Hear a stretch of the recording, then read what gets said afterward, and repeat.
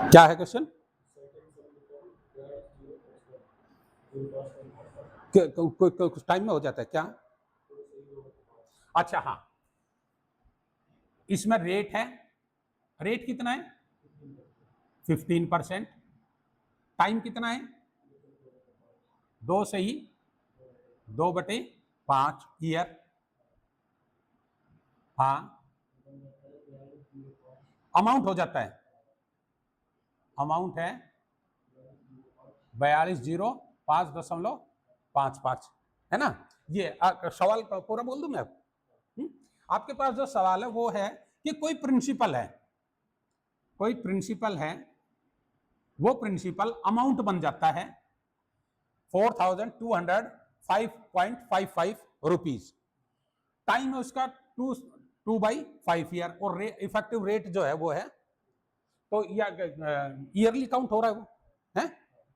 देखो, अब सबसे पहले तो मैंने इसकी बात करूंगा, बाकी तो सवाल बाद में होगा, क्योंकि जब तक आप ये नहीं कर पाओगे तब तक होगा भी नहीं आपसे।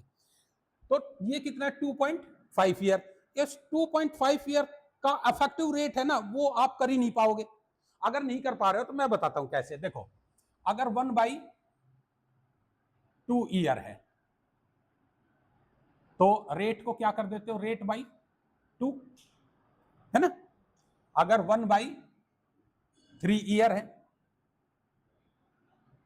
यानी कि 4 महीना है, तो एक साल में कितने 4 महीने होंगे? 3 बार, तो रेट बाई 3। और अगर 1/4 ईयर है तो रेट बाई 4। यही करते हो आप।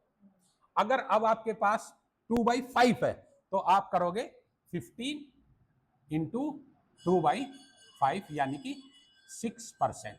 जो ये जो टाइम पीरियड है, इसके लिए जो इफेक्टिव रेट होगी वो आपकी 6% होगी। ये बात समझ में आई?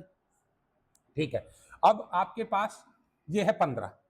मैंने पिछली दोनों वीडियो में बताया कि जब भी हम कंपाउंड इंटरेस्ट का करेंगे तो हमें जो रेट परसेंट दे रखी है उसको फ्रैक्शन में करना है। तो फ्रैक्शन क्या बोलता है इसका? कि 15 का मतलब है, 15% का मतलब है 3/20, यानी कि 20 रुपए 23 रुपए हो जाता है एक साल बाद। ठीक है। अब 1 साल, 2 साल, 3 साल का मैंने बता रखा, जहां 2 होगा पावर 2 कर देनी है, जहां 3 साल होगा पावर 3 कर देनी है। तो अब इसका मतलब है कि ये 423 का है शायद 5 to 9 ना, 5 to 9। ये सिचुएशन है आपकी कि आपके पास जो प्रिंसिपल है, ये प्रिंसिपल आपका 2 साल बाद 5 to 9 बन जा रहा है। यहां तक की बात क्लियर है? फिर अब उसके, अब जो ये देखो 2 साल बाद जो ये अमाउंट है, ये प्रिंसिपल का भी काम करेगा बाकी के इस टाइम पीरियड के लिए। ठीक है। तो उसमें जो आपके पास 6% है, 6% का मतलब है आपके पास 3/50, यानी कि ये प्रिंसिपल 50 होना चाहिए, तो वो 53 हो जाएगा। क्या मेरी ये बात समझ में आई है? अब ये जो अमाउंट है, ये यहां प्रिंसिपल का काम कर रहे हैं, तो ये अमाउंट और प्रिंसिपल एक ही नंबर होना चाहिए। अगर एक ही नंबर होना चाहिए तो या तो मैं इनका कोई एलसीएम ले लूं, या सीधा सीधा इन्हीं को मल्टीपल कर लो। अगर मैं इनको मल्टीपल करूंगा तो कितना आ रहा है? 26450, ये आ गया। मतलब इस 50 को मैंने 529 से मल्टीपल किया है तो ये आया। तो 529 से मल्टीपल ये होगा, यहां कितना आ रहा है?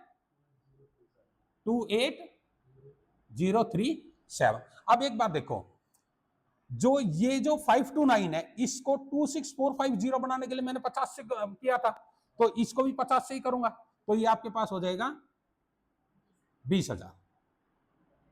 यहां तक कि मेरी बात समझ में आई?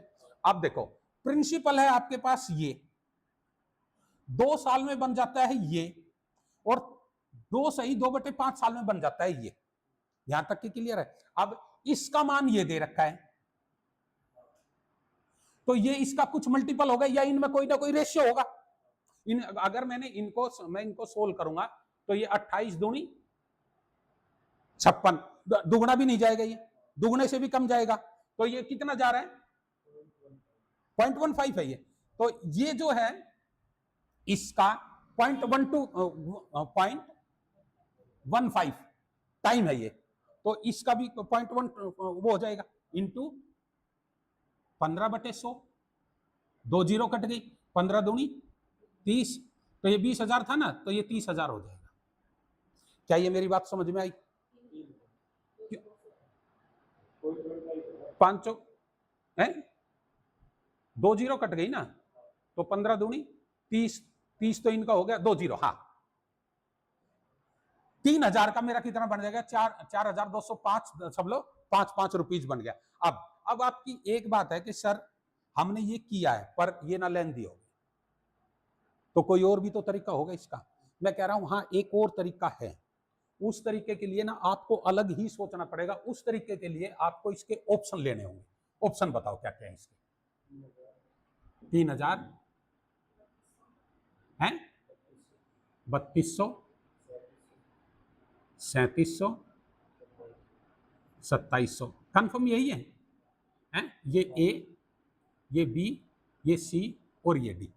अब जो चीज मैं बता रहा हूं ना, इसको बड़ा ध्यान से सुनना।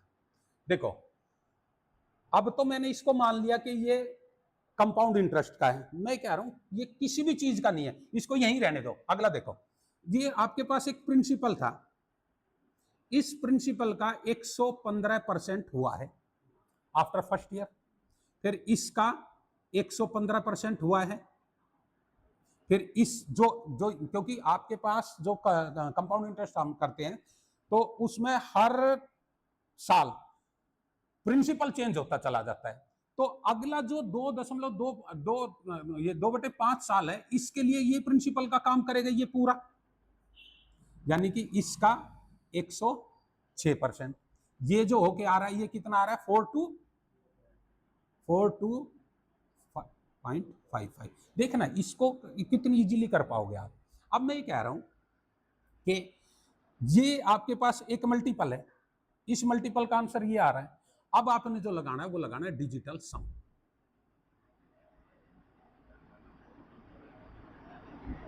ठीक है, डिजिटल सम क्या कहता है कि जो यहां जो मल्टीपल होके आ रहा है इसका आंसर का डिजिटल सम भी वही होगा।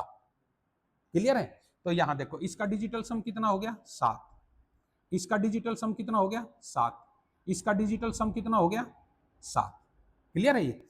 अब इसको इससे मल्टीपल किया तो कितना हो गया? 49, यानी कि इसका जब भी 0 या 9 आ जाए उसको छोड़ देते हैं, यानी कि इसका डिजिटल सम कितना हो गया? 4। इसको इससे करेंगे कितना हो जाएगा? 28। इन 28 का डिजिटल सम हो गया 1, यानी कि P इंटू 1। कोई आंसर आ रहा है जो उस डिजिटल सम के बराबर है। इसका डिजिटल सम कितना होगा? जहां 9 बन गया कैंसिल कर दिया, 5 और 5 10 और 2 12। डिजिटल सम में दशमलव नहीं देखते हम कि दशमलव है या नहीं है, तो आपके पास इसका डिजिटल सम कितना आ गया? 3।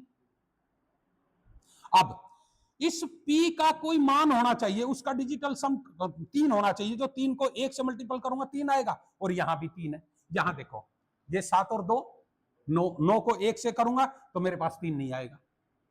7 और 3 10, 1 को 1 से करूंगा 1 आएगा, 3 नहीं आएगा। 3 और 2 5 को 1 से करूंगा यहां 5 आएगा, और यहां 3 है। इस 3 को इस 1 से करूंगा तो मेरा आंसर 3 है। इसके लिए मैं इसको प्रेफर करूंगा। हर सवाल जो भी होगा उसमें कुछ ना कुछ तुम्हें एक्स्ट्रा करना होगा, ध्यान देना होगा। एसएससी आप क्रैक करने जा रहे हो, अगर एसएससी के लिए जा रहे हो तो बीटेक वाला माइंड सेट रखो, आपका इजीली हो जाएगा। अगली वीडियो में फिर मिलते हैं।